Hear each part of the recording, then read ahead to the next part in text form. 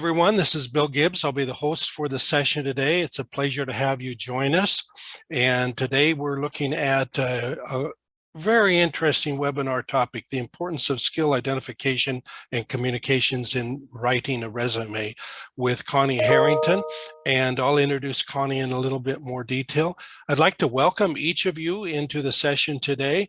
And it should be a great and informative session for everybody.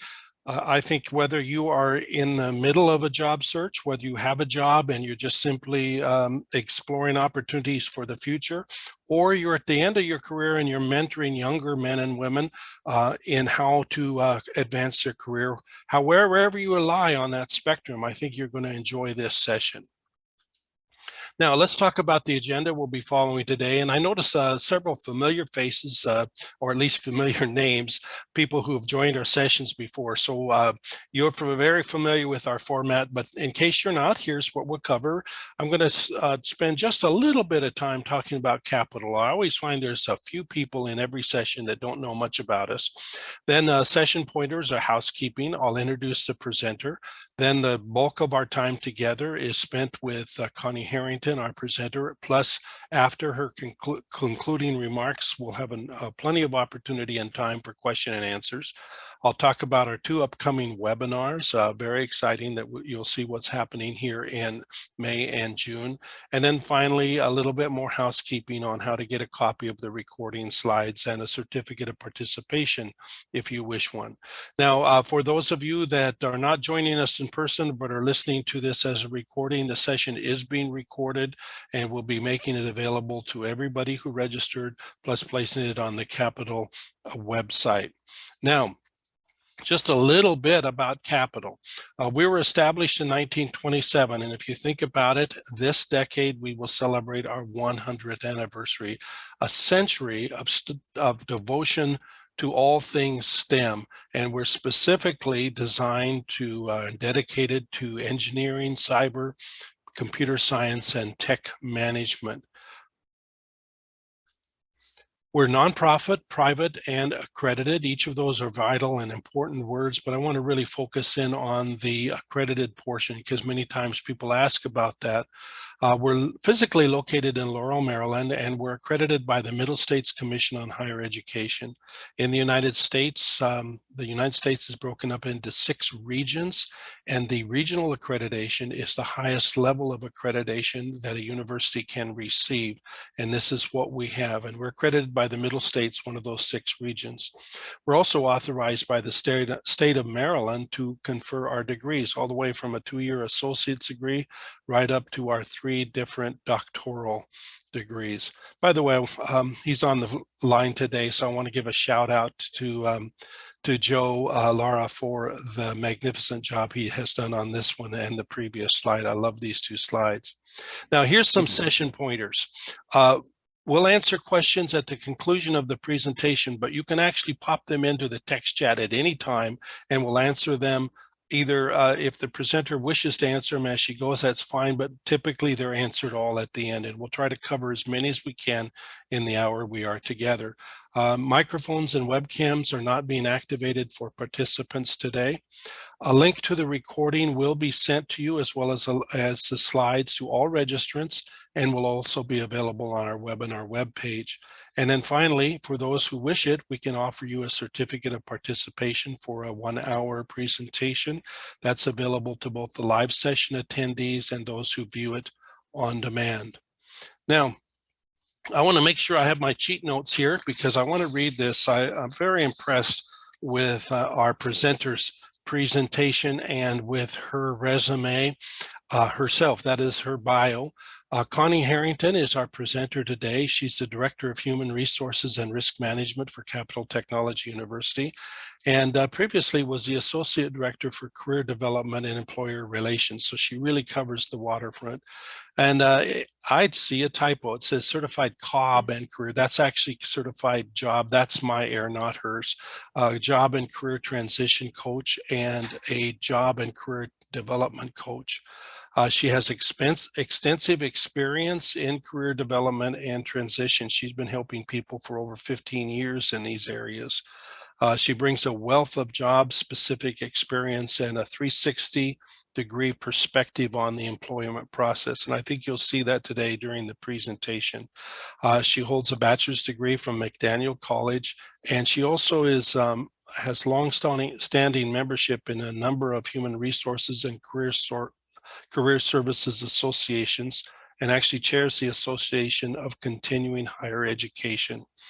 Now, with that, before we actually begin the presentation, last month we started a new feature in the webinars, and we're going to continue it again this month, where we take just a moment to have our presenter chat with me so you can get to know her better. So if you would, at this point, Connie, turn on your microphone and webcam and join me for this section.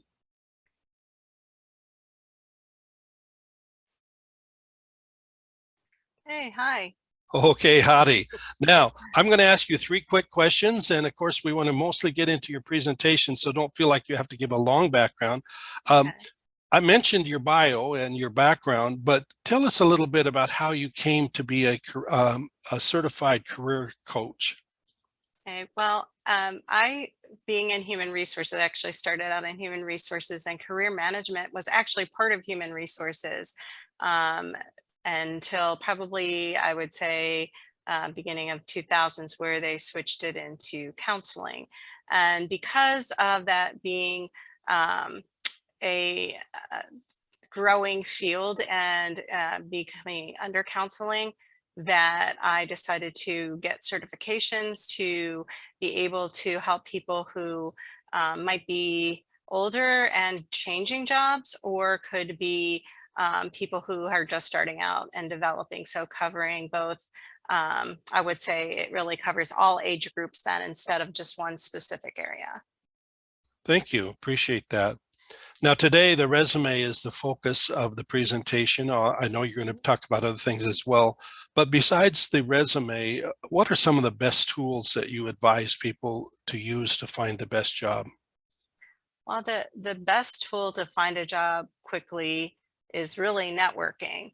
And so finding resources to network and to meet people like LinkedIn or associations, or just even trying to find people who are doing what you want to do and talk to them about how they got into their careers. That's the best way to get that started. But in order to do that, you have to be able to talk about your skills and communicate what you have to offer an employer, and be knowledgeable on what types of things would be required in the type of career that you're in order to be able to communicate well and find work in your particular major or industry.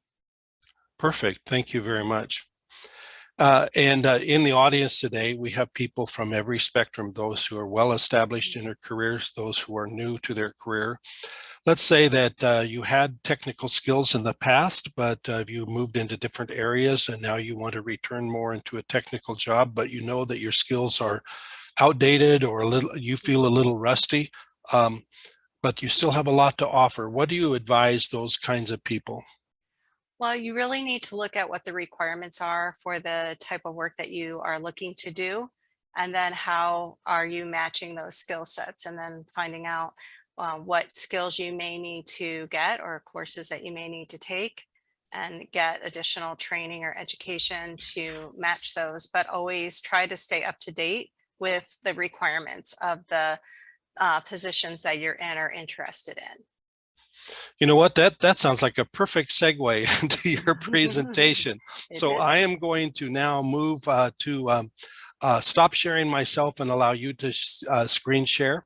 And so if you can go ahead and let's see, let me get my presentation stopped, and I think that you should be able to go ahead and share your screen at this point. Okay. If not, I'll continue on.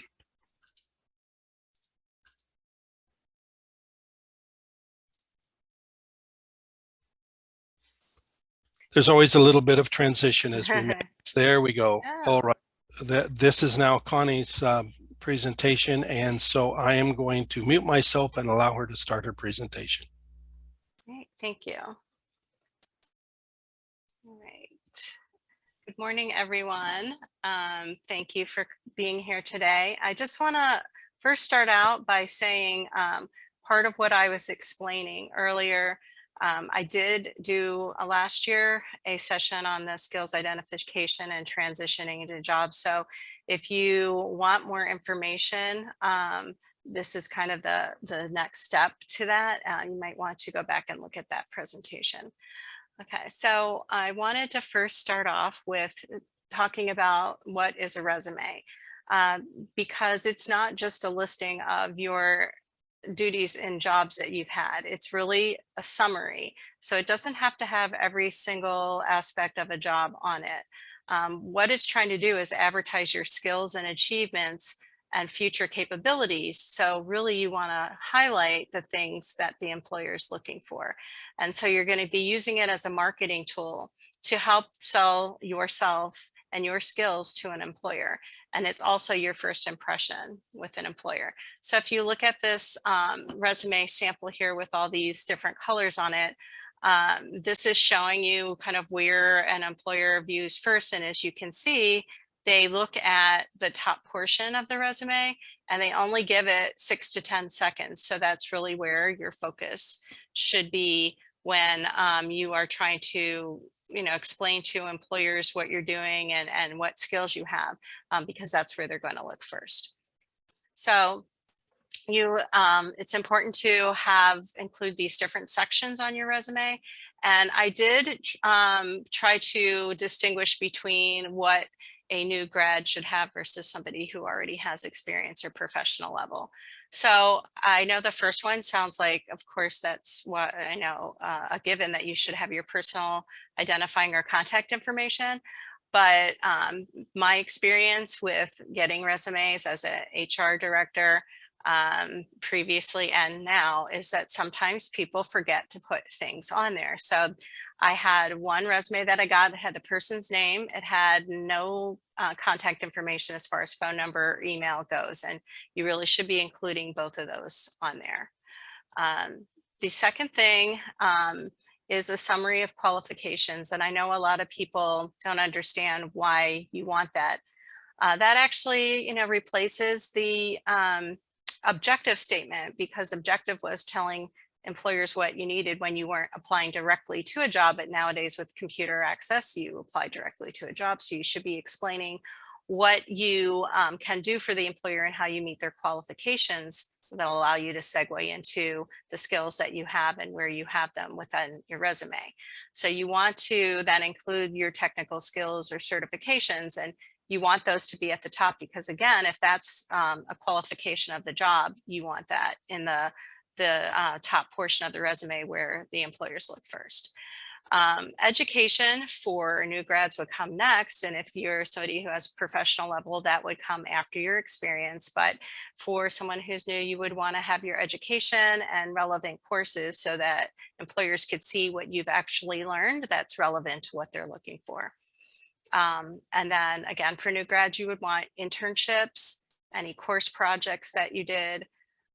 Sorry, that's on there twice. And then also, whoops, you would go to your experience. So, and then for experience, for professional level people would have work experience.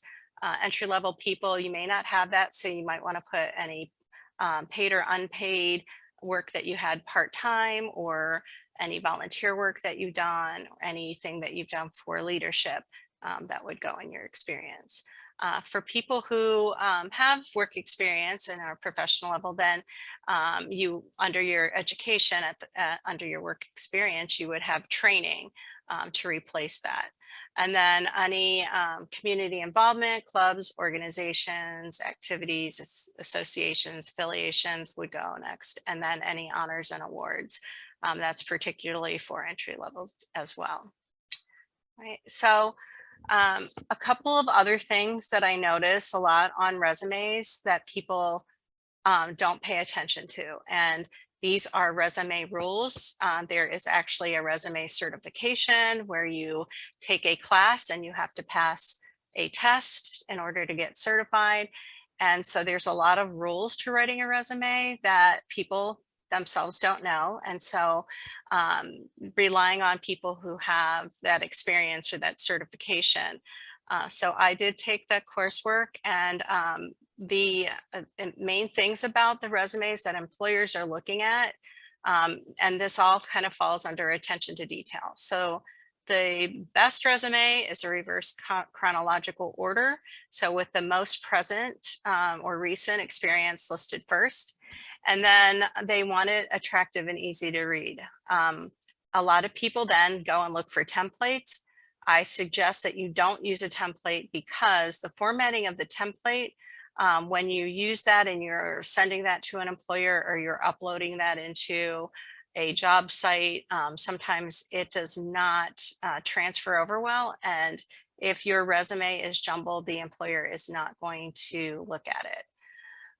So you want to make sure that you are following these guidelines, also sticking to professional font sizes.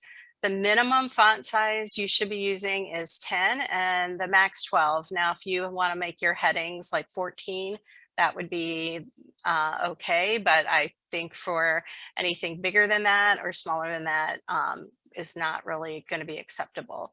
Also, they don't want you to use different colors. And again, this all is because of how your resume transitions over to either the applicant tracking systems or other computerized systems.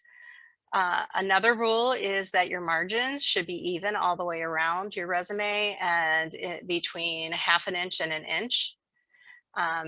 They want it to be concise. Now, for college students, that's usually 1 page, and for professional level, it's usually 2, and sometimes for executive level, that could be 3. But really, they're looking for the past 10 years of experience. So you don't have to include every single thing that you did, but I suggest people have a master resume that they have everything on it that could be several pages long.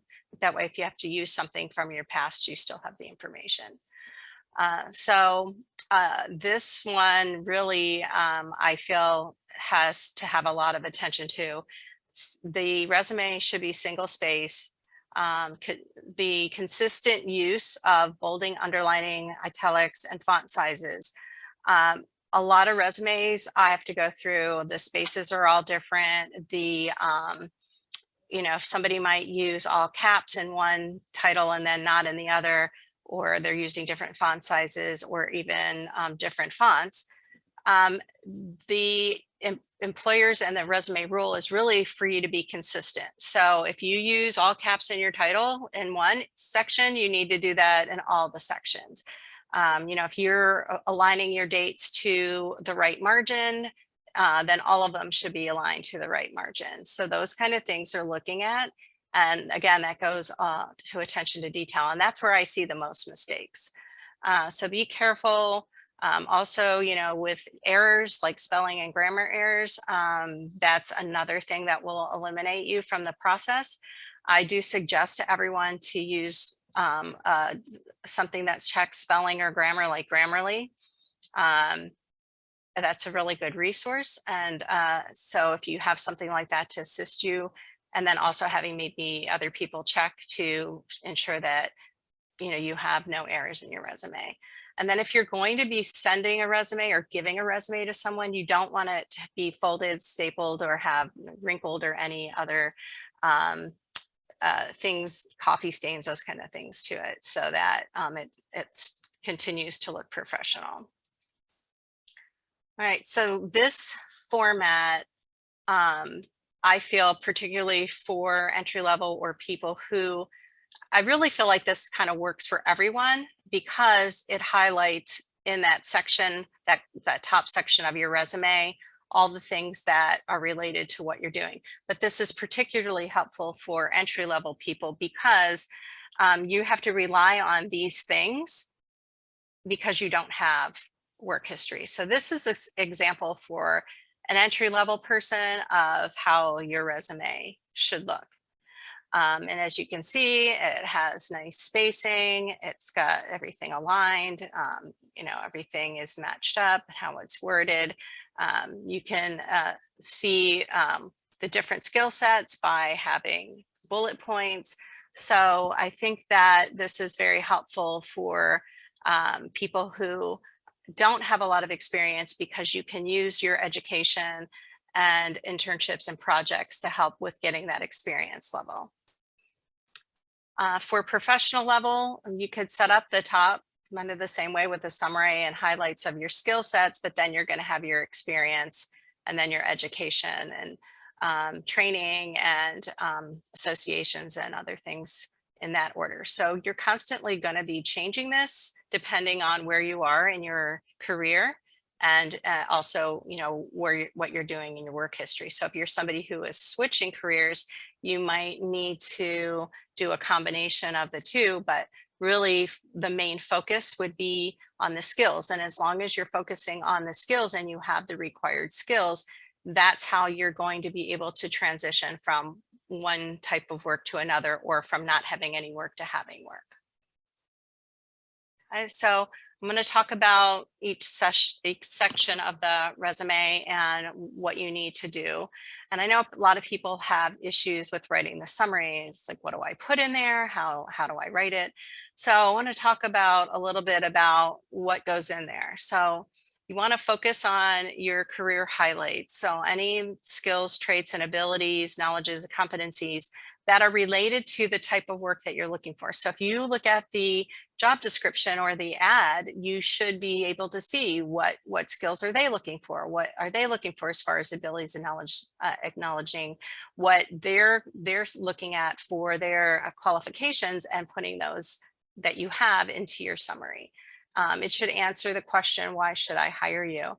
And then it also should help you with projecting you into your next role by utilizing those skills that you have, and then creating a positive snapshot in the reader's mind so they can envision that you can do that job. So this summary section is a good segue. All right, so some of the guidelines for this, you want to write several concise sentences that demonstrate what you have to offer, and you want to include your keywords. So those key skill sets that they're looking for that you have, you want those to be in there. They should be positive descriptive phrases, begin with and end with high impact phrases, and then make sure that you're including an inventory bullet list for your summary. And the reason why you want to do that is it's highlighting your skills, but also it's easy to pick up by the employer because their eye can go right to it.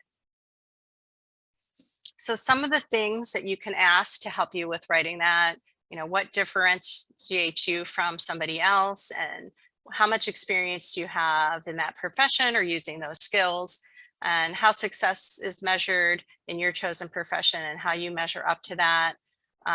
You know, what makes you a good fit for the position. Some personal comments that you can maybe share. Maybe you're really good at you know, communicating with other people, or customer service, those kind of things that are maybe softer skills that you want them to know about. And then you know, any talents that you might have, or things that maybe not required but maybe helpful to the employer. So before we go into writing those and a little bit more about that, I really want to define what your key skills are, and you know, what sources you have for key skills, and then where they should appear in your resume. So I've done this little job posting kind of highlighting where key skills are, where skills are that would be good for people to have, and where if you can use that context that you should use it. So that's the bold. So this is what you should be doing every time you're applying for a job, is you should be taking the posting and then identifying what are the key things that they're looking for me to do. Okay, so you have the bigger topics, then you have some general areas. So those would go in like the paragraph part, but the specific skill sets that you have that they're looking for, those are what go in the bullet points. So things like design and marketing and so being a problem solver, those kind of things would be in there. So also up at the top here, system data mining, automation, optimization, scalability. Those are things that if you have and you can use them, you want to be able to do that. And then again, the red is things that they would like to have. And if you have that, then you need to include that in. So matching this up will also satisfy what the applicant tracking system is trying to do, which is to find those words in your resume. Okay, so again, the types of skills, you have your key skills, those you earn through experience or education. And those are the things that everybody has to do in their job, that specific job. Transferable or soft skills are your personality traits or characteristics that are things that you can take from one job to another. So things like communication skills or your customer service skills, those would be good transferable skills. And then your technical computer skills are things that you need to actually do that task, and it can be specific to your major or to that job. So you want to put those also in a separate category so they stand out to employers. So I did a little chart here to help with how they break down. So some of the softer skills, like I said, communication skills, interpersonal skills, public speaking, conflict management, leadership, those are all things that everybody can use in their job. So it's transferable from job to job. And then we have your core skills or your key skills, and these are really dependent upon the job that you're doing. So you would not necessarily have the same skills as somebody else. So somebody in IT would have different core skills than somebody, let's say, in nursing, right? So it really comes down to like performance, skill sets, technology skill sets, business skill sets, and learning. So I put some examples in here and I pointed out which skills are which. So we have the transferable skills in the blue. So meeting deadlines, working in fast-paced environment, time management, oral and written communication skills. And you see that you will see these skills listed in the ad as well. And so this is how you would list them in your resume in this paragraph part. The top of that summary is really the general categories, so the broader categories of where you have experience. And then the keywords or the specific skills would go on the bullet point. So analysis, technical support, troubleshooting, those kind of things. So I give you a couple of examples there to really kind of help you with what goes where and how that would look. Okay, so next we have the second section, which is your education section. This, you want to list your degrees at the school you attended, of course, the highest level degree first, so your most recent first. If you are professional level and your degree happens to be older, then you may not want to put dates on there. But for someone who just graduated, regardless of your age, if it's a new degree that you've received, you would want to put the date on it. So we want to also include significant supplementary training and certificates. And that could be, again, for somebody who's professional level, the education and the training would be at the bottom of the resume. And for someone who's new, be at the top. And then for the people who are new grads or entry level, you would want to include those courses that you've taken. For everyone, do not list your high school. It's implied that you've had high school if you've had gotten a degree, so you do not need to list that. Now, if you do have awards that you won, or you want to point out some things that you did in high school for entry level people, then you can put that under the awards and honors section. Okay, so here's an example with the entry level and how that would look, and then professional level. All right, so you want to include the name of the college or university. You do not have to include where it's located, but a lot of times people do. The degree that you've earned, I have to say that people leave that out all the time. So you want to then also, what they mostly leave out is what they majored in. So you need to include what you majored in or what your degree was in. And then when you graduated, if it's recent, then you would put that on there. For the next section, for internships or course projects and experience, you want to set it up with the company name. You can add the city, state, and then you want to add your years. If you put that, mostly would be on the first line. The second line would be the job title. And then you would go next to a description of the job, and then add accomplishment statements. And I'll talk more about those. So I want to first talk about these statements, how you're writing your statements for your resume, the language. So what employers are looking for in the description of what you're saying, whether it be your internship or your experience, is that it describes things in this STAR format, and I will go over that. But they want you to leave off personal pronouns. These are unnecessary phrases. They're looking at the grammatic structure and verb tense and really keywords, because again, that's what's being picked up by the applicant tracking systems. And also when a human gets it, they're looking for those as well. But it should create a picture of your skills and accomplishments. So for example, you might say worked as a cashier. Okay, that describes what you did. However, if you were to say you assisted with purchases and checkout and provided exceptional customer service, that's good.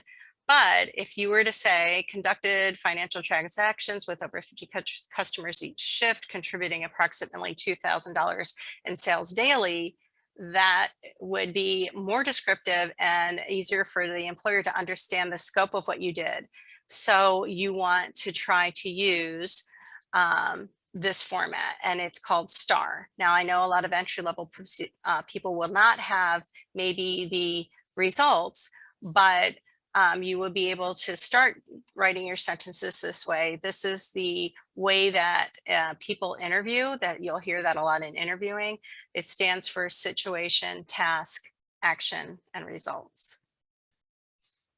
Okay, so it's then imperative that you use strong verbs and self-describing language. So I put some things on here. It's good when you're using some of the software programs like Word will give you synonyms, and it will help you with maybe making your sentences stronger, because another resume rule that I did not talk about was they don't like repetitive wording. So you don't want to have like assisted with filing, or assisted a manager with customers, and everything is the same word. They want variation. So these are kind of some of the things that you would be looking to make descriptive sentences. Okay, some of the questions to help you identify things that you might want to put on there is things like, did you increase sales or reduce cost or save time? Did you call attention to or correct a solution to a problem that was maybe a part of wasteful procedure that now is more productive? Did you create or build something or develop something? Did you consistently meet deadlines? Those kind of things are the questions that you can use to kind of fill out what you need to put under those sections of your experience. So again, looking at the accomplishment statements, you want to first think of what was the situation or the task that you had to do, and then describe the action that you took. So anything like you solved a problem, or you were able to come up with a different process or procedure that met a performance objective or corrected something, those kind of things would be the action. And then you're stating the results. So That usually involves a number or percentage. So you can, if you can't qualify or quantify the impact, then try to find some way to come up with what the results were. And again, for entry level, you may not have that at this point. So here are some different statements that I just took from different kinds of jobs that I saw that people do a lot of customer service and relations and people development for criminal justice, law enforcement, or security related. These are some of the general types of statements. So you see they have all those components. And let me just say that it doesn't have to stay in that order. You can start with the results if you want and change it around. But as long as you're including all of those components of the STAR method, then that will work. So the next section would be your additional information. So if you're in licenses and certifications, if you're professional level at the bottom, those would be at the top for entry level.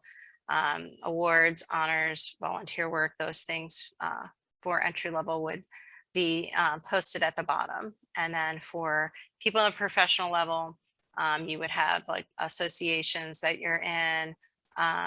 You can have your license and certifications at the bottom, or if they're more relevant, you can put those at the top. Right, so here's an example of what that would look like. Okay, so I want to talk a little bit more because I keep mentioning the applicant tracking system. So I want to go over really what the employment cycles are for both the employer and then the job seeker employee. So employers are looking for, and when they're writing the job descriptions and when they're looking for people to do jobs, they're looking for what are the skills that are required for this job and what do I want the person to be able to do and what requirements are necessary for them to perform the job. And then you on the other side of that are trying to learn the skills, their new or additional skills, and that's part of your career planning. So then recruiters are using the job descriptions that were written to help people with doing their jobs and describing what they're supposed to do in their jobs. They're using that to try to find people to do the jobs and to fill openings. So they are looking at the skills and they are trying to identify whether the job seeker has those skills or not. So you, on the other hand, are also trying to identify and describe those skills so that you can show the employer that you have them. And so the applicant tracking system is programmed to find those skills from the job description that they've programmed in and look for them in your resume. So you could be the most, have the most experience and have all of the skills, but if they're not contained in your resume so that system can match them, then you're not going to move forward. So the more that they find the matching words, they higher up, it's like a point system. You'll go up and then you will be sent to be reviewed for an interview. So you would go then to the hiring manager. So it's very hard sometimes to get out of that applicant tracking system.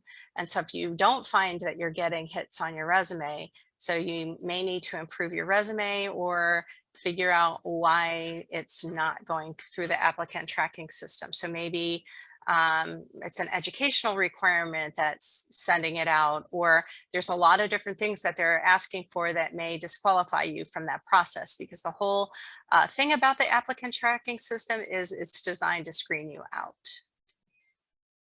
So I went through, I kind of show you what you need to be doing. So this is the first column is the ad and the second column is the resume. So in this, they highlighted their number one was what was one of the requirements, and then where did they have that in their resume. So they came across and they found that here and made sure it was there. So for everything that was mentioned in the description, they made sure that it was mentioned in their resume. Okay. So also when you're doing your summary, whatever you've mentioned in your summary or your skill sets, your technical skills, I should see where you've done those in your work history, experience, or education. Where did you use those skill sets? All right. So if you're just saying you have them and I don't know where you use them, that's not going to be helpful. Okay. So a few more tips for you.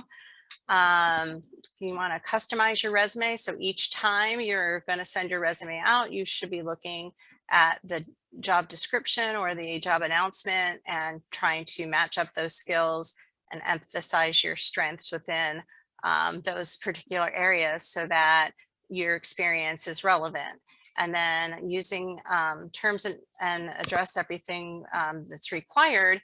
If you don't have something, I definitely say don't put it in, but if you do, you want to make sure that you're addressing it. So you may have it down in your resume written in a different way, but you want to maybe change it to the same wording so that the applicant tracking system picks that up. All right, we have some cautions. Don't include a photo, and you don't need to put references available upon request because typically they're going to ask you for that in a separate document. You don't need to mention any personal information like marital status, ethnicity. You don't have to put hobbies and those kind of things on there. It's just taking up space. And also these things can be used in a discriminatory manner, so we don't want to list them on there. I also say that, I didn't say at the beginning, but if you put your address on there, don't put your street address. You can just put your city, state, and zip code, because again, you don't want information that could be used maybe to steal your identity or those kind of things. So we want to be really careful about what we're putting on there. Don't include any inaccurate or negative information. People are going to check. And you also have to be able to talk about what's on your resume. So if you can't, and somebody else wrote it for you, that could be an issue. So that's why I always make people write their resumes. I'll help with writing them, but I will not write someone's resume for them because they have to be able to talk about their own skills and abilities. So also be careful of your email address. You don't want anything that's inappropriate. snowbunny@gmail.com is not an appropriate email address. So you want to make sure it's professional. Usually it's somebody, combination of your name.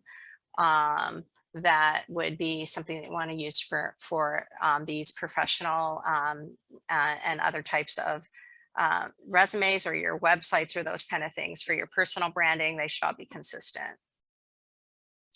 All right, so I am open for any questions that we may have.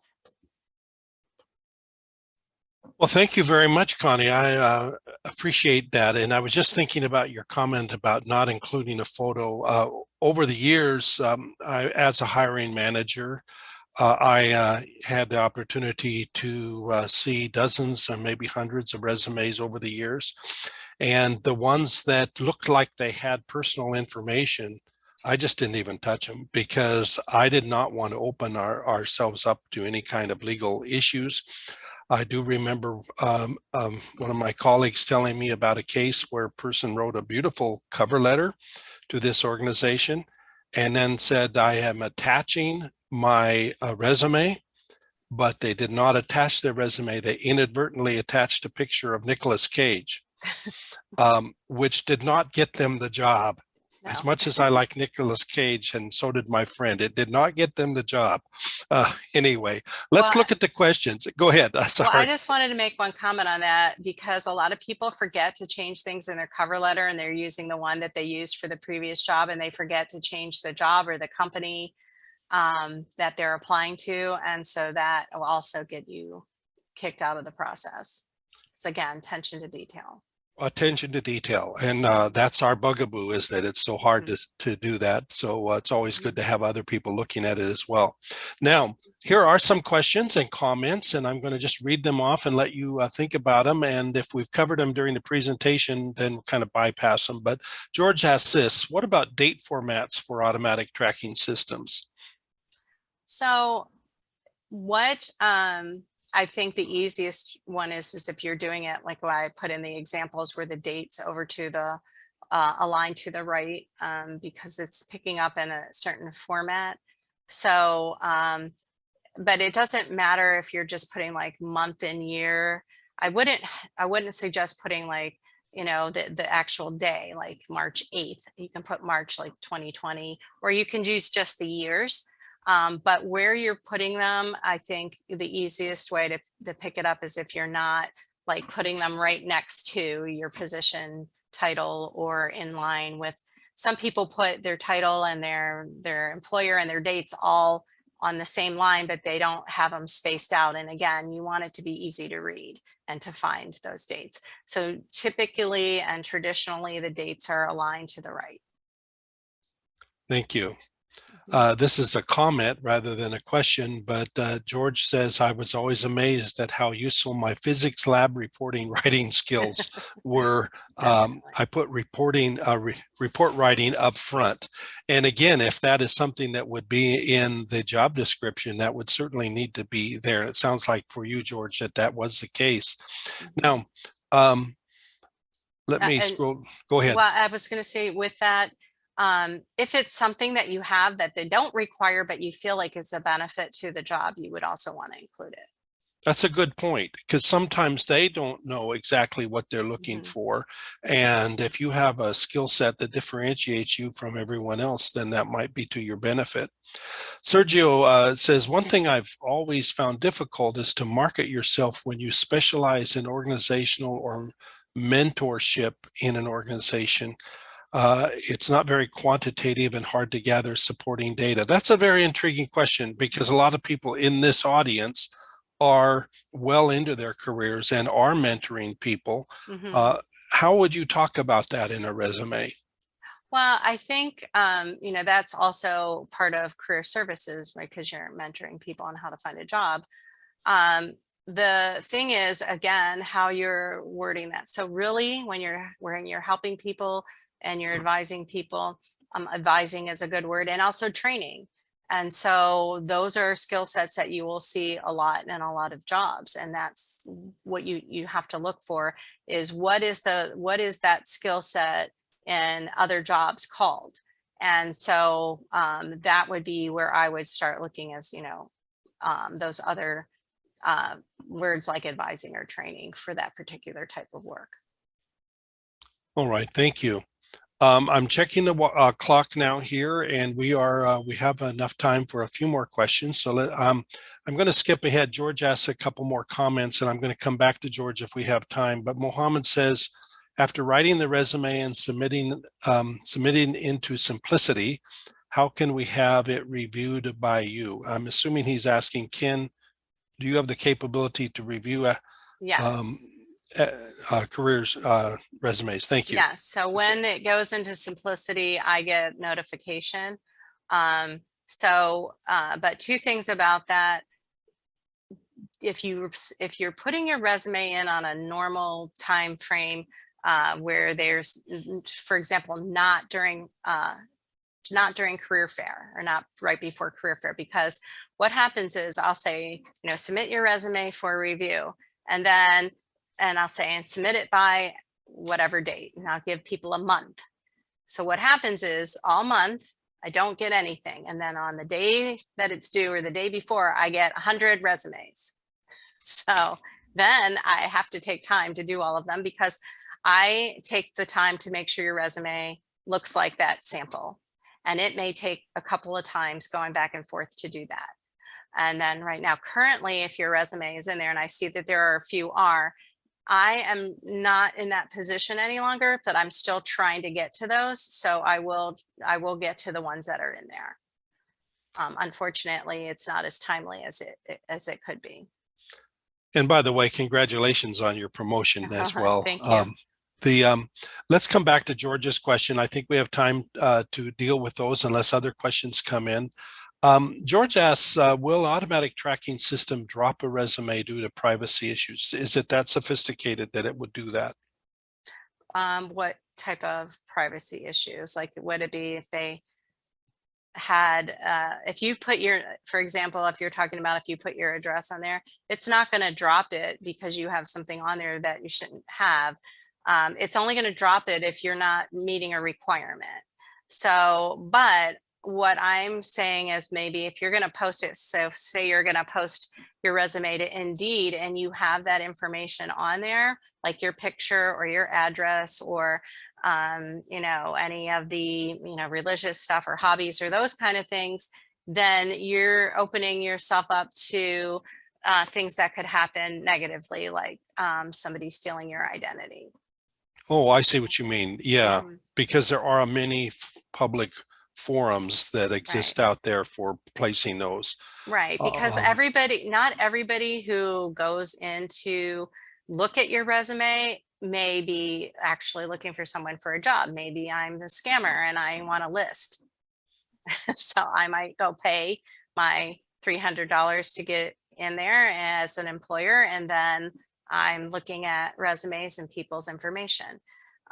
So I know a lot of them have an area where you can hide your contact information, and they will contact you through whatever that entity is. So if it's Indeed, then they will contact you instead of letting the person contact you.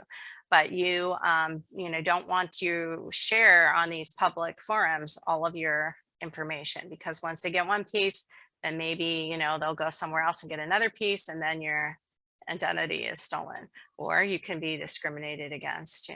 So you don't want to put anything on there that could help that along. Thank you. We'll take this final question also from George. He says, does an ATS HR AI system, there's a lot of initials right in a row there, infer that a cashier might already have a national FBI background check?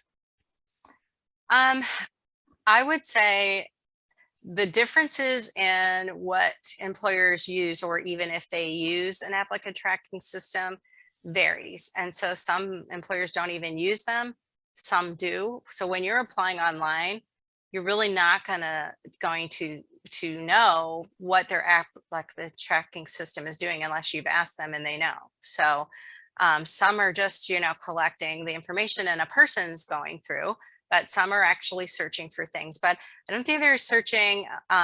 Again, it's not probably that sophisticated. They're looking for, if you have 10 skill sets in there that you want the person to have, that's searching for those. All right. Now, AI is something that's new and something that is now a lot of people are using in recruitment. But I think that would be more along the lines of for interviewing. They do video interviewing and monitor like facial expressions and those kind of things. And that's actually in question now because there could be legalities with it. So. All right. Mhm. Thank you. I have taken control of the slides again, and I wanted to advance it to include your email address for careers@captechu.edu. And for those of you attending the webinar today, if you do have further questions, feel free to reach out to Connie through this email, and she'll be happy to respond to you. Now, I want to continue to move ahead. We're almost at the end of our hour, and I want to respect your time. We have two upcoming webinars, one in May and one in June, and then we'll take a summer break.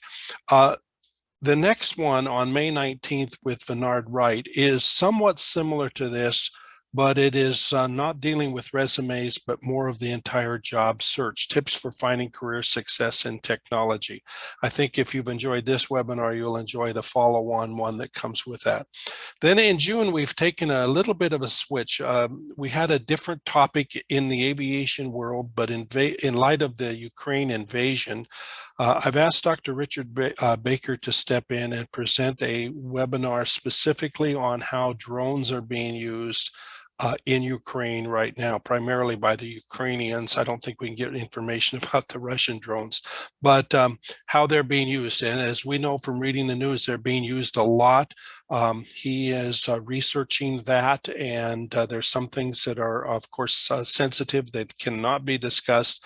He's stripping that part out, but I think you'll enjoy that presentation. It's a merger of technology and politics that should find very interesting webinar ahead. That's in June, on June 16th. Now, to find out more about either of these webinars, and the one on the drones is so new, we have not even changed the content on the website yet. But if you register for the June webinar, that's the one you'll be going to. To register, just go to captechu.edu/webinar-series. That would be a good place to go for all webinars, and also our on-demand webinars. We're nearly done. A copy of the slides and a link to the recording will be sent to every registrant. So if you're watching this live or if you're watching it on demand, you'll be able to get that, and watch for that email. In that email, I will also include instructions on how to receive a certificate of completion. This is optional and is available to you simply upon request. You have to simply reply to that email, and I'll make sure that you get it. Now, with that, this does conclude today's webinar. We always like to end before the hour is up in respect to your time. I want to thank our presenter. This has been very, very interesting because this cuts across almost everybody in the working world. And also those of us that have gone through the whole working world and are now retired, you look back and say, wow, I could have gotten that job if I'd done the resume right in the first place. But so it's been very fascinating insight into the whole world of resumes and getting the job that you want.